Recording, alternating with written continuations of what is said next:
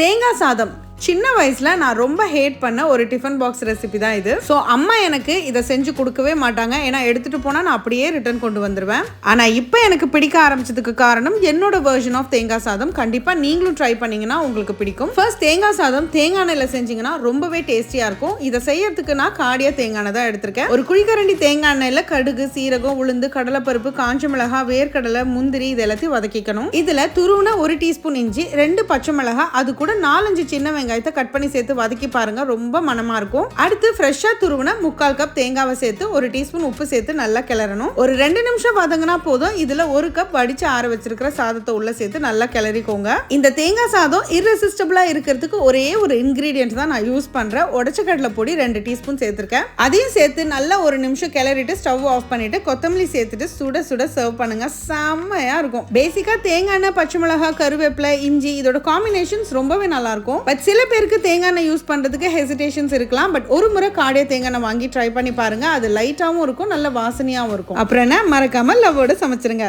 எப்படி